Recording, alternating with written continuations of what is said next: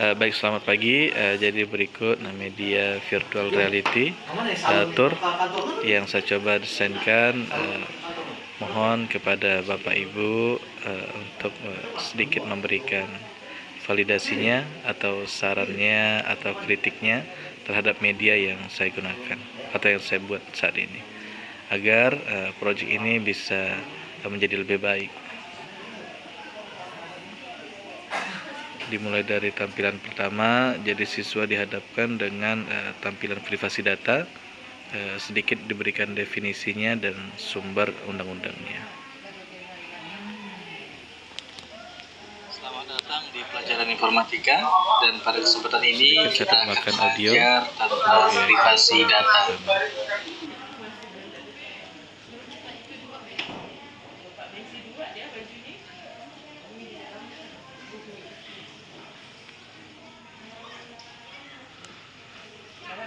Nah, setelah ini siswa diberikan jenis-jenis data pribadinya, seperti nik, nomor HP, alamat rumah, sampai ke sidik jari.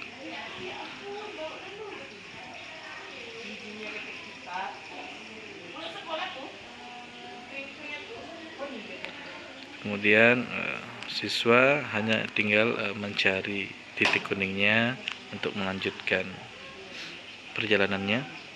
Nah, kemudian di tampilan ini ditampilkan profil pengguna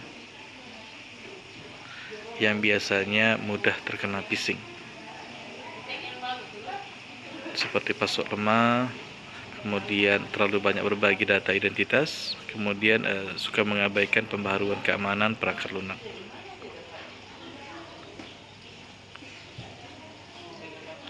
Nah, ditampilkan perilaku yang bisa menyebabkan pengguna internet kebocoran data.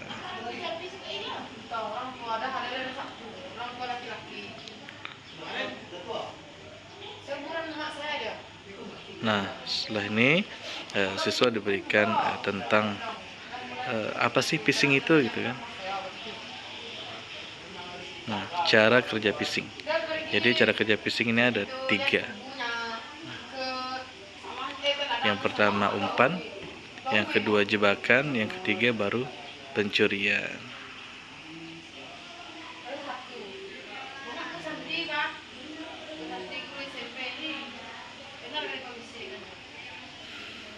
Nah, kita lihat di tampilan pertama, langkah 1, umpan phishingnya. Jadi mereka itu tidak meretas password Anda, tetapi mereka meretas emosinya Anda. Kemudian penipu itu menggunakan 3 emosi dasar manusia sebagai bahan bakar umpan, seperti ketakutan, keserakahan, dan keingintahuan. Nah, seperti ini.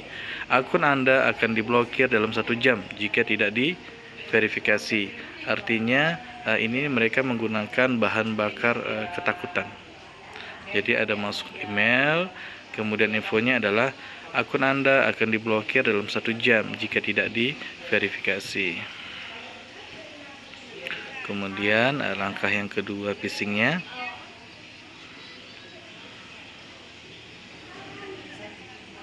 Nih, jebakan.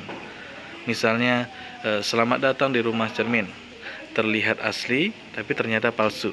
Apa contohnya? Seperti ini. Misalnya situs resminya adalah https:// misalnya www.perusahaan.com. Tetapi di situs palsunya, di HTTPS-nya itu tidak ada S-nya, kan, keamanannya.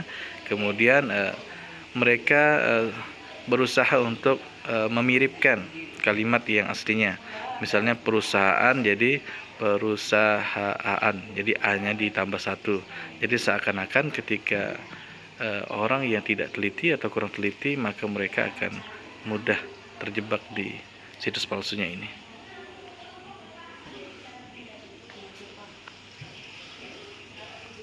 Nah, misalnya juga nih, akun Anda telah dibatasi, sementara lengkapi formulir di bawah ini untuk memulihkan akses, misalnya. Nah, ini adalah trik agar Anda mengetik ulang password tanpa curiga.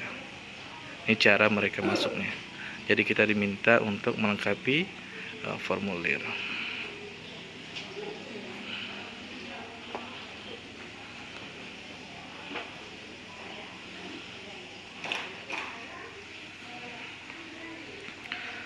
Kemudian yang ketiga.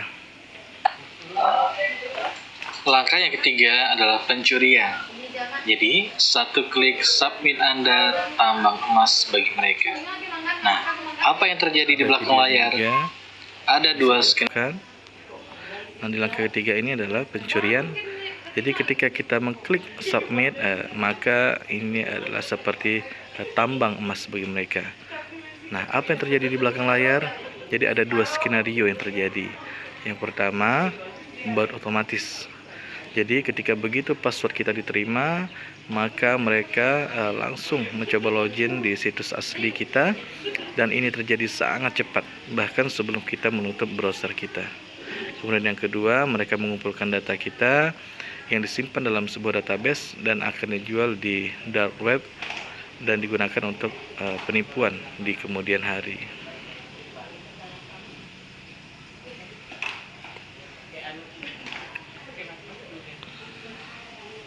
Nah, lalu bagaimana solusinya? Nah, ini adalah benteng pertahanan atau 5 cara setidaknya untuk tidak terkena atau menangkis daripada phishing tersebut.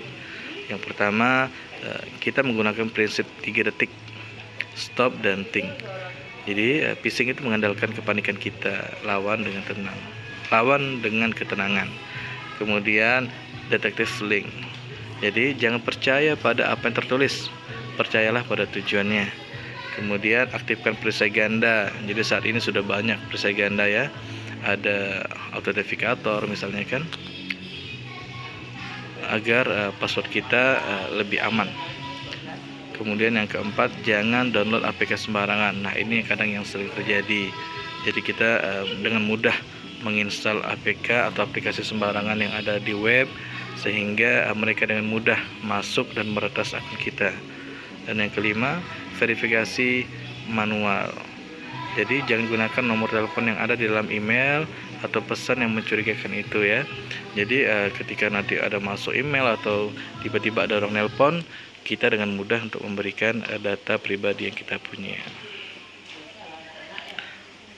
Dan yang terakhir, kesimpulan. Jadi keamanan cyber itu dimulai dari Anda.